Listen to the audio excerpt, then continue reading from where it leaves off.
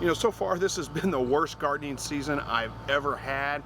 We had such a late start to the garden season this year because there was so much rain and it was just kind of cold until a little bit late, so I got started late. And then I had the worst pest problems I've ever had in my garden. So I'm going to talk to you today about how I'm dealing with the biggest pests in my garden. Hey guys, welcome back to another Slightly Rednecked video. Again, my name's Chris, and if you're not familiar with this channel, help you to produce your own meat, eggs, and vegetables from your backyard, your balcony, your deck, your garage, or even a spare room in your house if that's the way you want to do it. Like I said, my garden's not doing well this year, so I'm not afraid to show off failures where I haven't done well. There's a lot of things I did wrong this year. I got a little bit lazy. My pepper starts and my tomato starts, I kind of let them go a little bit, got a little bit lazy with watering them. They looked pretty sickly. They're starting to recover now, but I do have some pest damage on them, and most of that's probably because they were stressed. Mostly the peppers. The tomatoes are actually doing pretty good, but mostly the peppers they were a little stressed. They got a little bit of bug damage on them, pest damage, but they're not too bad. They're actually holding up pretty well. The big problem I've had this year is with pretty much everything else in my garden. I had to restart okra. I've had to replant squash 3 times. And I think I'm going to have to do it again. My cucumbers are starting to take a beating right now, and it took me a little while to figure out what all this was. Now, a couple of things, let's just take you around. We'll show you some of the damage, and I'll kind of talk to you about how I'm dealing with it. Before we get started though, I'll tell you the first problem I had was slugs. Slugs were a huge problem when I first started my garden. Because of all the rain and the cool weather, the slugs just multiplied. I had an overload of slugs. Luckily, they're pretty easy to deal with. Now, when you see slug damage on your plants, let me see if I got a couple. I don't notice. I think the slug problem is pretty much taken care of, so I don't know that there's any damage. I'll show you kind of what slug damage looks like, because this kind of looks like slug damage, but I don't think it is now because I've pretty much gotten it taken care of. You can tell, I don't know if you can see these peppers down here, but there's no leaves on the bottom parts of these peppers. And most of that is because the slugs got to them and ate them. The peppers themselves are still doing fine. They don't need those bottom leaves, but the slugs ate those off. I didn't actually prune them off. They ate down, and basically what they ate a lot of my green beans too. But I've got it all taken care of now, so I don't think there's any more slug damage to show off. But let me show you a plant right here that looks like it may have slug damage. To take care of the slugs, it's not really that hard. It's pretty easy. I use a product. There's several different brands of this. This is the one we've got right now, and this is, I always forget what the active ingredient is, sulfur something. Let me look it up real quick and tell you what it is. This is a slug bait. It's specific to slugs. I think it does also take care of pill bugs. There we go, active ingredient, iron phosphate. There, that's what it is. Iron phosphate, I believe, is what is in this one that can be really effective for slugs. And you just sprinkle it around your garden, around your plants, you know, not super heavy. It lasts for a couple of weeks, holds up through a little bit of rain. So if you're having continued problems, you just keep putting it out, and it does a good job. It takes care of the slugs. It gets them under control. And I don't mind, I mean, a few here and there is okay, but I was overrun. They were eating everything in my garden, and this got it taken care of. So that was an easy fix, got that done, and then had to deal with squash bugs. But there's another pest that's a huge problem in my garden I've never had to deal with before, earwigs. Never had a problem with earwigs. We've got earwigs around, but they started really multiplying. I don't know exactly why. Maybe it was the wet spring. Who knows? But they got to a point where there were so many of them that and it took me a while to figure out what this was, because they're destroying everything. And it's usually not a problem. I have earwigs around. They usually don't eat my garden because they prefer really like dead and decaying matter. But when they do become overcrowded and there's too many of them, they will start eating on your plants. Also a little bit of Japanese beetle problems this year, but not much. So let's talk about how we're dealing with all those traps, and I'll show you kind of the damage that they're causing, how I figured out what's what. All right, so first of all, let's look at my pepper plants, and I don't think this is slug damage. This is way high up on the plant. Usually slug damage is gonna be lower, but this is very similar to what slug damage looks like usually, where they eat the edges of the leaves, and they'll usually eat the plant all the way down. You may see some slime trails around or something like that, but again, I don't think this is slug damage because it's way up high on the plant, first of all, and second of all, it's just I mean, I've got pretty much taken care of the slugs. I don't think they're going to be much of a problem anymore. All right, let's move on. So you can see this is a squash plant that I had planted. You can see started one there, over there, and over there, and they're gone completely. I'm going to have to replant. But there's a couple of problems with my squash plants. One is I've got a big problem with squash bugs this year. Now this is not squash bug damage. That's not what they do. Squash bugs tend to pierce the vine and suck the nutrients out of the vine, so it causes the leaves to kind of change colors, start wilting, start dying, the plants start dying and just wilt away basically. But it's not, they don't do this skeletonizing of the leaves. That's more characteristic of a chewing bug, so that could be like caterpillars. Japanese beetles do this really bad. But what made me think this was not Japanese beetle damage is that they haven't affected my green beans. And you might be able to see, this is all okra right here, green beans way back there. My green beans look fine. And those are generally a favorite of the Japanese beetles. They usually hit the green beans before everything. And what this bug that's doing this is primarily focused on is my squash plants. Now as the squash plants start dying, it's hitting my cucumbers down there. And it took me, let me go down here and we'll talk about this a little bit more. Okay, so first of all, you can see what it's doing to my squash plants. I mean, it's just destroying them, just skeletonizing the leaves, eating all the leaves, and starting on my cucumbers too. So you can see like my cucumbers really getting torn up and just eaten away. Big holes and skeletonized leaves. And again, that looks like Japanese beetles or caterpillars or something like that. So you come in here, you check under the leaves. Usually if it's caterpillars, you're going to find them under the leaves, and I haven't been finding caterpillars under the leaves. So that's what made me think, well, it's not a caterpillar that's doing this, because you'd be finding them under the leaves, or you'd find them black spots, their droppings, that kind of thing. Let me get the tripod, we'll talk a little more. Okay, so like I said, it took me a little while to figure this out. I kept looking for caterpillars. I hadn't seen Japanese beetles. I did put a Japanese beetle trap out. We've caught a few, but not very many. Not enough that they're the ones causing all this damage. I'll take you over and show you that if you have Japanese beetle problems. Japanese beetle traps are the way to go. They fix it. We'll go over and look at that here in just a minute. But it took me a little while. I was coming out, I'm checking the undersides of the leaves. Underneath them, that's usually where you want to check for your pests, because most of them will hide underneath the leaves. And I wasn't seeing anything. So finally, it hit me. I've been seeing a lot of earwigs around. I wonder if the earwigs are causing the damage. Again, they're not usually a problem, so that's why I didn't think of them initially. Set out some earwig traps. Man, I caught a ton of earwigs. I put these out last night, and now I have just a bucket full of earwigs. A couple of other bugs in here too, but I'll take you off the tripod here in a minute and show you this. But this is full of little earwigs, little tiny ones, which means there's a bunch bigger ones somewhere else. So let me take you over here and we'll show you this here in just a minute. And again, you can see how badly it's damaged. I mean, just skeletonized. I don't know if this plant's gonna make it. It may. It's still got some leaves on it. It may make it. But this is the what do I call these? Earwig trap.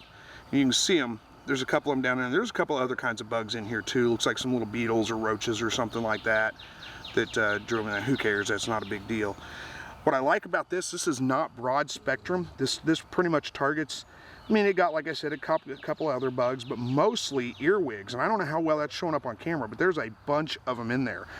All this is a little bit of olive oil and a couple of splashes of soy sauce, and that's it. Just put it in a container.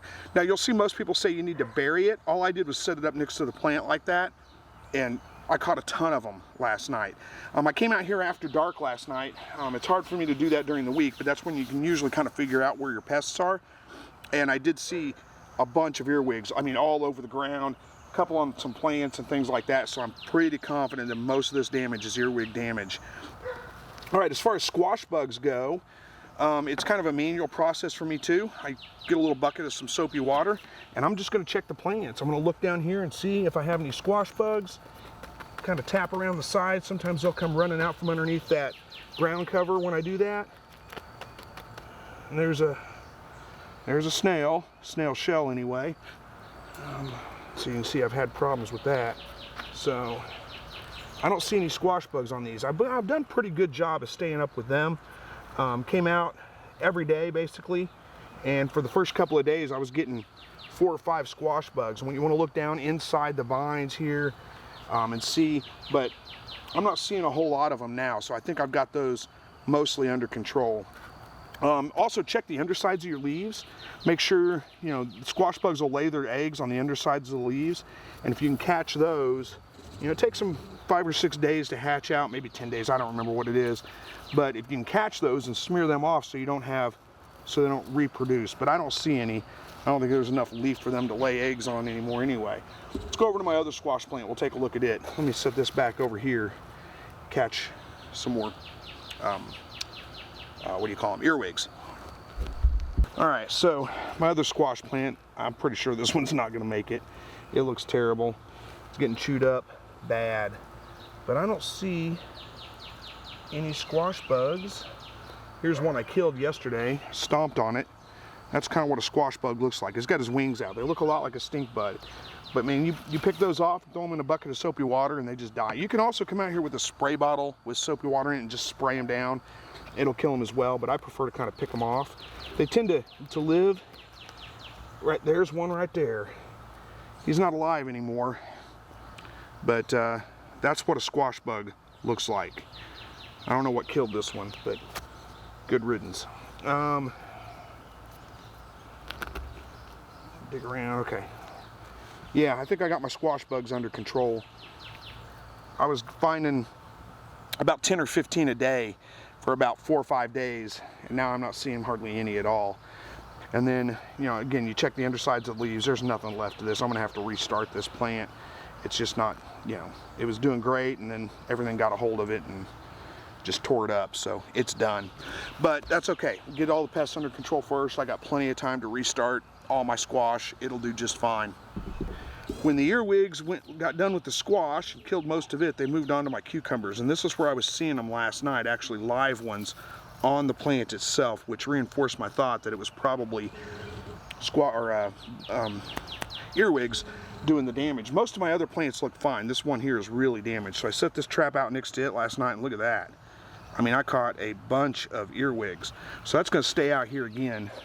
They tend to come right out underneath the landscape fabric itself, and so I'm going to leave that trap out here for another day, empty it out, probably reset it, and catch some more and just get them under control is all I need to do.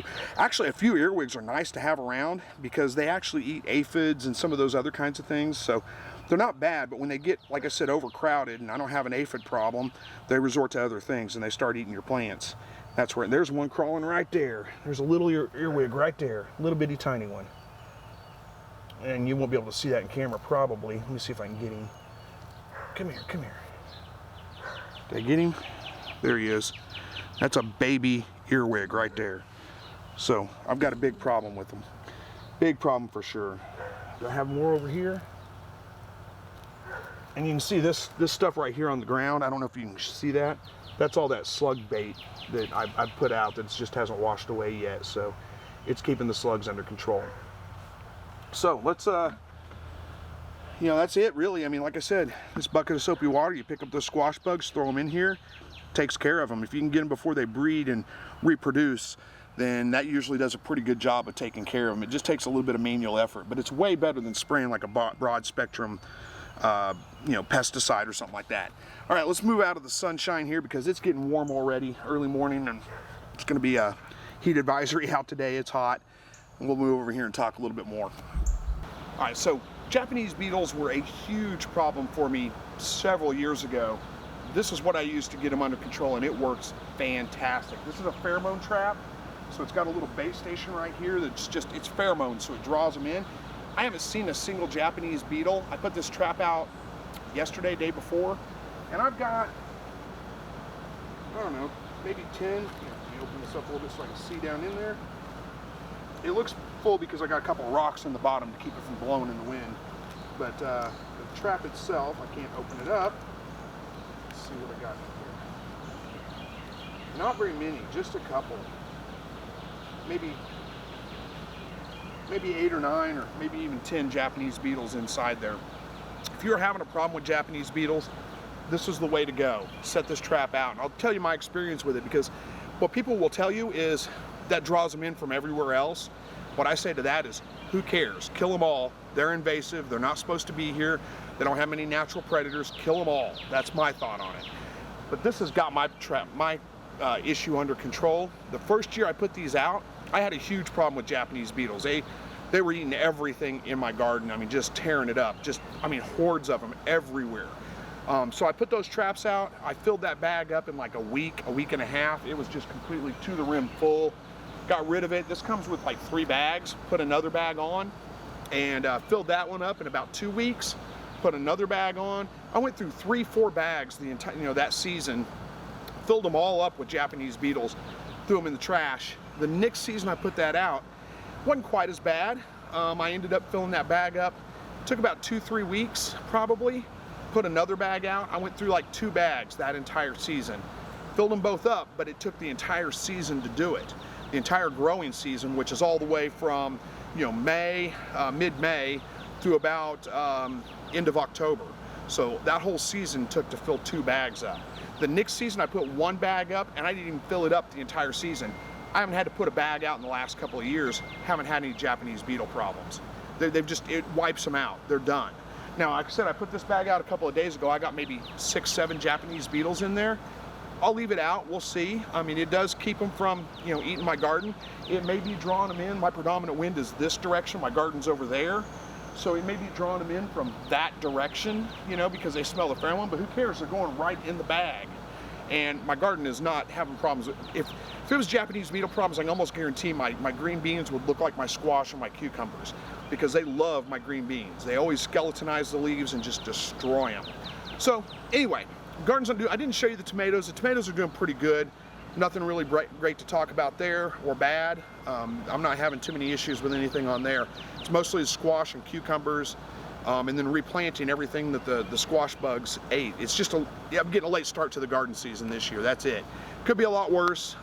Pepper plants look a little raggedy, but they're starting to recover pretty well. So anyway, I wanted to show you a couple of ways that you can take care of things without resorting to like broad spectrum pesticides. If you use a broad spectrum pesticide like 7 Dust, or even some organic ones that are broad spectrum, neem oil is one of those. Neem oil is it's not as bad as some of the other broad spectrum pesticides. You can use it, once it dries, I mean, they basically have to ingest it in order for it to affect them. So your pollinators and things like that are not likely to be ingesting the neem oil once you've sprayed it. But still, avoid spraying it during the day when the pollinators are out. Do it in the evenings, do it in the early mornings or something like that. But if you can use targeted methods like slug bait that only affects slugs and snails and maybe pill bugs, that's way better than putting 7 Dust or something like that down that's going to kill everything. Because you need predator bugs in your garden as well to keep the other bugs in check. Now, when you get an infestation, there are times where you have to resort to things like I got an earwig infestation, but that can be controlled with traps, and the traps work very, very well. If the traps are not working well and you have to resort to something like a broad spectrum pesticide, I would encourage you to use it in very localized areas only, like maybe just around the base of the plant, because the earwigs are going to have to crawl up that anyway. They're going to have to go through it, whereas your pollinators won't. Most of your assassin bugs and things like that aren't going to be crawling around under the mulch and hiding under there like some of the pest bugs will. So anyway, again, there's ways to control this stuff if you can identify it. Part of my issue is I work a full-time job. I'm very, very busy. I don't have time to come out here all the time. I get kind of worn out. I'm just kind of lazy sometimes. So I'm not always so good about staying on top of it every single day. But the squash bugs, the only other thing I'm going to have to deal with probably more than likely is vine borers when the squash get a little bit bigger. And the best way to deal with those is to try to just find the eggs before they hatch. They'll lay the eggs on the base, on the stem of the squash down close to the ground somewhere. If you can find them and smush them off, it takes them like 5 or 6 days to hatch, so you don't have to necessarily do it every single day. But that's what I do, is I try to stay on top of checking my squash, finding the eggs, getting rid of the eggs. If they do hatch and bore into the vine, you'll know it. Well, if you're vigilant, you'll know it, because what it'll look like is something, they'll look like sawdust. right there, and there'll be a hole in the stem of your plant. If that happens, you can handle that a couple of ways. One, you can take like a razor blade, slice that open a little bit, dig the grubs out, and your plant should survive if it hasn't gotten too much damage yet. And the other way to be able to deal with that is like BT. I can't remember what that stands for. It's a naturally occurring chemical, I guess. I don't know if you call it a chemical. Anyway, it's naturally occurring, but it affects just caterpillars and grubs and those kinds of things. It doesn't affect anything else really. So you can put that in a syringe and inject it into the stem of the squash plant, up and down. If I had bigger squash plants, I'd show you a little bit better, but like I said, they're not doing good. I'm gonna have to restart them. So you can handle squash vine borers that way. They're a big problem. You'll know if you have an issue with squash vine borers if you're not staying on top of it, because one day you'll go out there, your plants will look great, your squash plants, and then the next day you go out there and they're all wilted and just look like they're dead. That's squash vine borer. That's exactly what they do to it. They don't chew the leaves or anything. Kind of the same thing with squash bugs. Squash bugs aren't nearly as dramatic the way they affect your squash plants. It's a little bit more of a gradual, where vine borers tend to be like when they get into the vine, it tends to be just all of a sudden your plants wilt and die. I mean, just all of a sudden overnight. It's pretty bad. So anyway, those are the way I try to stay on top of my garden pests. And most everything else, I've got enough predator bugs because I don't use broad spectrum pesticides. Enough predator bugs have moved in that keeps everything else in check. I don't have problems with aphids or any of those kinds of things usually. And that's because everything else has moved in and it's keeping all that stuff in check. So anyway, wanted to share a little bit of my experience. Bad gardening season for me so far, but it's not over yet. We got some time left. I'm not giving up. There's ways to overcome a lot of these things. Just wanted to share with you how I'm doing it. Thank you guys so much for watching. Hopefully you enjoyed the video. As always, God bless.